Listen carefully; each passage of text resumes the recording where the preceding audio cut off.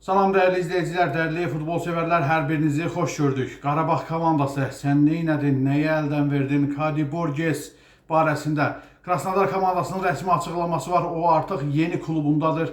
Bu barədə sizlərə məlumatı çatdıracağıq değerli dostlar. Eyni zamanda Avrokubok oyunları öncəsi Qarabağ komandasının keçirəcəyi yoldaşlıq görüşləri, sabah 2 qarşılaşma başlayacaq. Bunlar barəsində sizlərə məlumat verəcəyik. Neftçi komandasında ciddi dəyişikliklər baş verir. Bunları da sizin nəzərinizə çatdıracağıq.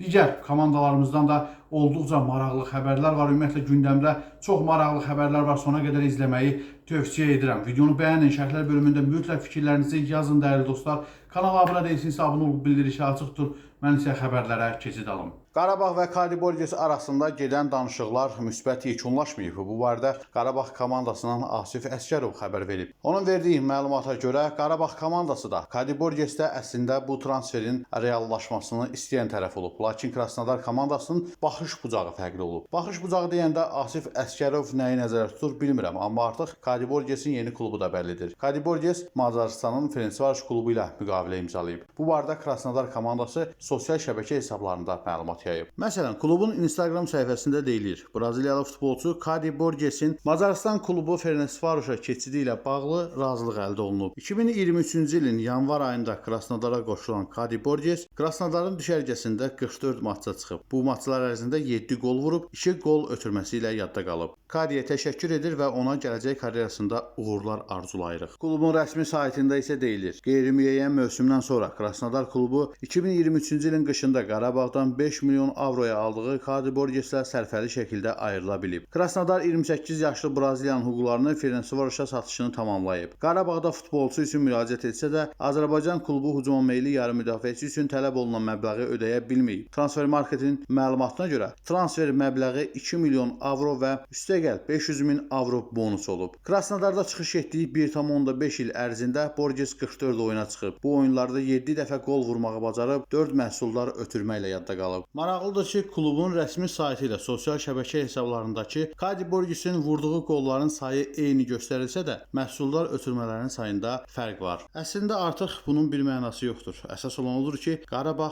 yenə də pul xərcləmək istəmədi və Qarabağ azarkeşlərinin sevimlisi olan Kadi Borges artıq başqa futbol komandasının şərəfini qoruyacaq, onun uğurları üçün çalışacaq. Yəqin ki, Kadi Borges'i artıq Qarabağda bir daha görməyəcəyik. Qarabağ isə adətən etdiyi kimi yəqin ki, yenə də azad agent statusu daşıyan futbolçuların axtarışındadır. Nə deyək ki, uğurlu olsun. Amma videonu bəyənin və paylaşın ki, qoy bütün Qarabağ rəhbərliyi də bilsin ki, Qarabağ azarkeşləri komandada yeni futbolçular görmək istəyir, yeni transferlər gözləyir, yeni uğurlar tələb edir. Qarabağdan danışmışkən bir xəbər də sizin nəzərinizə çatdırım. Aldığımız məlumata görə Qarabağ komandası yaxın zamanlarda mərkəz müdafiəçisi ilə müqavilə imzalaya bilər. Hələ ki, futbolçunun adı açıqlanmır. Ətraflı məlumat olan kimi sizin nəzərinizə çatdıracağıq. Qarabağ komandası Avstriyada təlim məşq toplanışını davam etdirir. Ayın 9-da 2 yoxlanış maçında gücünü sınayacaq. Bunlardan biri Bundesliga 2-nin təmsilçisi Kaiserslautern'dır. Bu komanda ilə ayın 9-u saat 14:30-da qarşı-qarşıya gələcək. Elə həmin gün axşam saat 20:00-da isə Viktoria Pilsen'i sınağa çəkəcək. Qeyd edim ki, Viktoria Pilsen Qarabağ komandasının köhnə tanışıdır. 4 rəsmi maçda Qarabağ komandası Viktoria Pilsen'i məğlub edə bilməyib. 3 isə 1 məğlubiyyət. Son görüşdə 2-1 hesabı ilə məğlub olmuşduq və Çempionlar Liqasına əlvida deyib Avropa Liqasına yuvarlanmışdı. Qarabağ komandası bu oyunun qisasını ala biləcəkmi? Təbii ki, ayın 9-u görəcəyik. İnşallah abunə olun, bildirişləri açıq tutun. Canlı yayımda sizlərə təqdim etməyə çalışacağıq. Texniki məsələləri həll etməyə çalışırıq. Mümkün olsa sizləri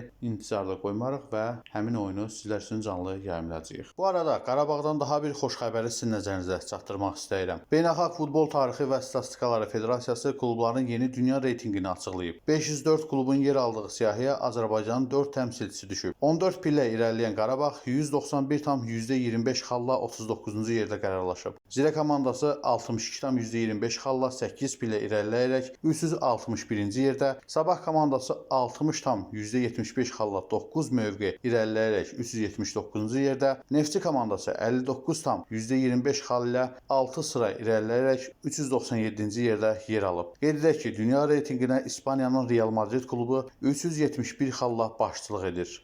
Neftçinin məşqçilər korpusuna yeni təyinatlar olub. Klubun mətbuat xidmətinə istinadən xəbər verir ki, Litvalı Salius Sekanovičius köməkçi məşqçi, İtaliyalı Giordano Domenico fiziki hazırlıq üzrə məşqçi, Belaruslu Aleksandr Ajintsov isə məşqçi reabilitoloq vəzifəsində yerinə yetirəcək. Qeyd edək ki, buna dək məşqçilər korpusunda yer alan Sənan Qurbanov və qapıçılar üzrə məşqçi Emil Babayev də baş məşqçi Roman Qriqorçukun köməkçisi təyin olunmuşdu. Neftçi yeni mövsümə hazırlığı davam etdirir. Klubun rəsmi saytına istinadən xəbər verir ki, təlim məşq toplanışının Bakıda təşkil olunmuş ilk mərhələsi başa çatıb. Ağqarlar bu gün Türkiyədə ikinci mərhələyə start verir. Toplanış iyulun 26-sına dək Erzurum bölgəsində davam edəcək. Komanda hazırlıq çərçivəsində 4 yoxlama oyunu keçirməyi planlaşdırır. Rəqiblərin kimliyinə aydınlıq gələn kimi sizin nəzərinizə çatdıracağıq. Neftçi barəsində aldığımız digər xəbər isə heç də Neftçi azarkeşlər üçün ürəkaçan olmayacaq. Neftçi yeni mövsümə hazırlığı birinci mərhələni başa vurduqdan sonra bu gün Türkiyəyə yola düşüb və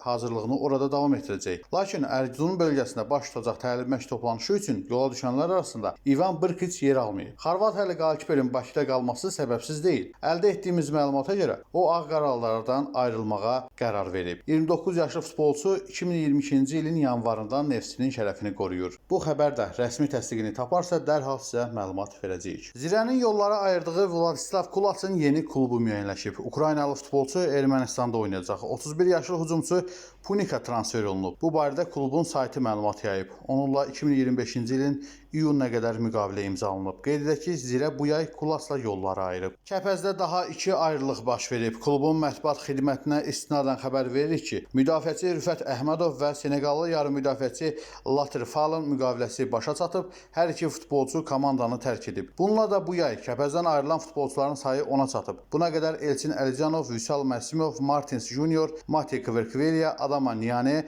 Oleveli Onananga, Igor Rodriguez, Georgi Papanashvili Kəpəzdən ayrılan futbolçular olub. Yeni mövsüm üçün heyətini formalaşdırmaq yolunda çalışmalarını davam etdirən Sabail düşərgəsinə daha 3 yeni futbolçu cəlb edib. Bu barədə komandanın baş məşqçisi Şahin Diniyev məlumat verib. O bildirib ki, keçidi rəsmən açıqlanan Amir Bilali ilə yanaşı yeni transferlərdən Mert Çeliş, Gorka Larusiya və Dimitro Litvin də artıq komandanın Ərzurumdakı düşərgəsindədir. Təcrübəli mütəxəssis hazırda 2 mövqe üzrə axtarışların davam etdiyini söyləyib. Transfer çalışmalarımız yekunlaşmaq üzrədir. Yerli futbolçularla bağlı bütün məsələləri həll etdik. Hazırda 2 mövqedə problemlərimiz var. 8 nömrə və hücumda axtarışlarımız davam edir. Seleksiya şöbəmiz gərgin iş rejimindədir. Hazırda 3-4 futbolçu ilə danışıqlar aparılır. Qeyd edək ki, 21 yaşlardan ibarət millimizin sabiq üzvü olan Mert Çelik daha əvvəl Neftçidə çıxış edib. 24 yaşlı müdafiəçi son mövsümü icarə əsasında Bandırma Sporda keçirib. Sabailin digər yeni transferi Dimitro Litvin də müdafiəçidir. 27 yaşlı Ukraynalı son olaraq Portuqaliyanın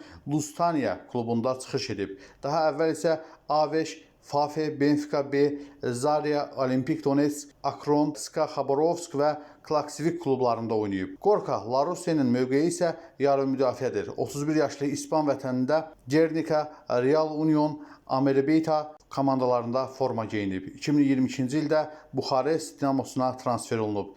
Rumıniya klubunun heyətinə meydana çıxdığı 35 maçda Sabailin yeni transferi 5 gol vurub. Son olaraq isə Gorka Larusiya bu ilin ilk yarısında Bolqarastanın Etar klubunda çıxış edib. Ümid edək ki, bu transferlər Sabail üçün uğurlu olar. Dəyərli izləyicilər, bu sizə çatdıracağımız sonuncu xəbərdir. Düşünürəm sizlər üçün də maraqlı xəbərlər oldu. Elə isə videonu bəyənməmişsinizsə bəyənin və şərhlər bölümündə mütləq fikirlərinizi yazın. Dostlarınızla videomuzu, kanalımızı paylaşmağı unutmayın ki, onlar da xəbərlərdən agah olsunlar. Qeyd edim ki, mümkün olsa sabah Qarabağın yoldaşlıq görüşlərini canlı yayımda sizlərə təqdim edəcəyik. Təbii ki, texniki məsələləri həll etməyə çalışırıq. İnşallah ki, təqdim edə bilərik. Növbəti videoda görüşmək ümidi ilə hələlik.